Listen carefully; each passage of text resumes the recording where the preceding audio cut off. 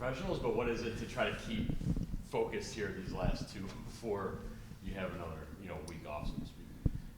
Yeah, I mean, I don't know. I think for me personally, I feel like it's actually helped me. Like I'm not in a spot now where my first 4 years in the league, like I was always looking forward to All-Star break. So as you get to this time, you're kind of like counting down the days.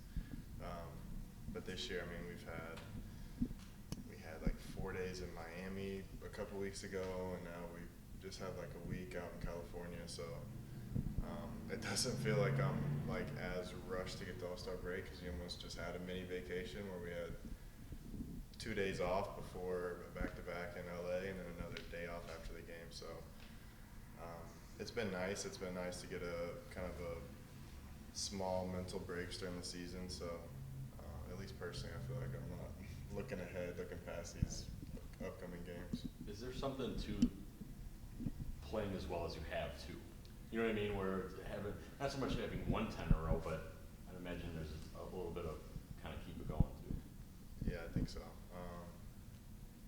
It's like human nature a little bit. When you're winning, it's not as tiring. It feels good, and you're not not as mentally drained or anything like that. So yeah, I think winning always helps everything.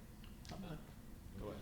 Just how much relief was it for you just to get through the trade deadlines? Something you were worried about, thinking about at all, or were you pretty secure in what's the situation? Yeah, I wouldn't say I was worried about it. I'm good with whatever happened. Like it had been a discussion since the beginning of the season where my name had come up a lot, and I don't shy away from paying attention to that stuff. I don't think it affects me where I wasn't playing with an extra chip on my shoulder because my name was out there, and I wasn't distracted because my name was out there. Like I don't think it affected me either way. But I think it's just nice just to know like this is our group, this is what we have going forward for the end of the year, and now we kind of focus and lock in on what we have and how we can be the best team to finish out the year. I guess, what does it kind of mean to you? I think when Jae Crowder discussions first started, it was like, oh, Grayson's going to go in that trade. And when we talked to John and we talked about it, it was like a real priority. Like, hey, we really like our top 9. We want to keep those guys around. Like, what does it mean to you that they did mean that, like, they did want to keep you, that you do mean that much to the organization? Yeah, I mean, I'm always grateful to be in a position where I'm wanted. I know there's a lot of guys in the league who aren't in a spot like that. I think it's nice that we have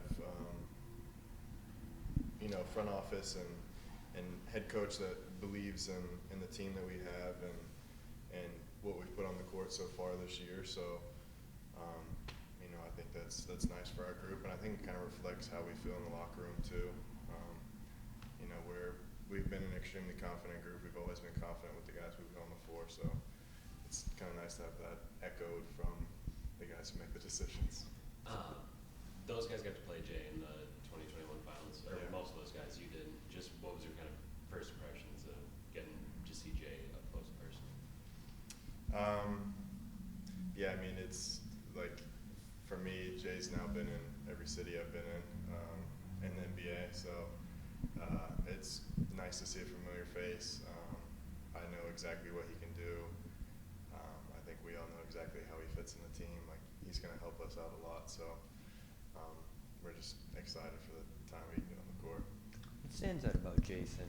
All these years have kind of gone by, the level he's reached. Like if you're just comparing from the time you played with him to now, like what are some of the biggest Jayson, right? Jayson, yeah. Yeah, I mean he's obviously extremely talented, and now it's more than talent, right? He's kind of risen above to one of the top levels in the league as an individual player, and the fact that last year leading his team in the playoffs, and now what he's done so far this season, he's a great player.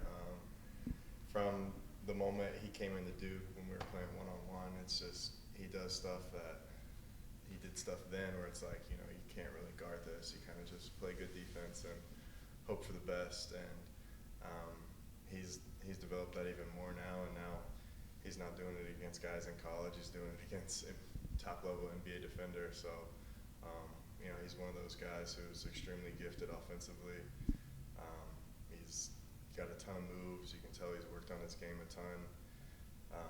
And so he's like one of those guys that when he gets going, it's very hard to stop him just because he can get his shot off in so many different ways and shoots over the top of guys. So, very special player, and it's really cool to see him in the position he is in the league. You've obviously played them a ton now, last season, Christmas. Like, how big of a part is slowing him going to be to, you know, getting where you guys want to go? And Jay obviously is going to be a factor in that too, I would think. Yeah, I mean, they've, I don't know what the standings are now, but they've been number 1 in the East for the entire year. And him being their best player, kind of the head of the snake, it's always important to slow him down as much as you can. So that's, I mean, whenever we play them, he's obviously always top of our scouting report. And, you know, I know what Jay can do as a defender, so he'll be important for our team if he's on the court next time we match up. Is it unfair that he got to like grow a couple inches in the league too? Like, I feel like he's taller than when he was at Duke, wasn't he? Yeah, he might be. I have no idea. I know he was tall when we got to Duke. It's kind of crazy for me personally. I had played with Brandon Ingram the year before, and then Jayson the following year. And so seeing those guys both come in, where they're extremely unique college players, being like 6'9" guards basically, and already being able to do that as freshmen.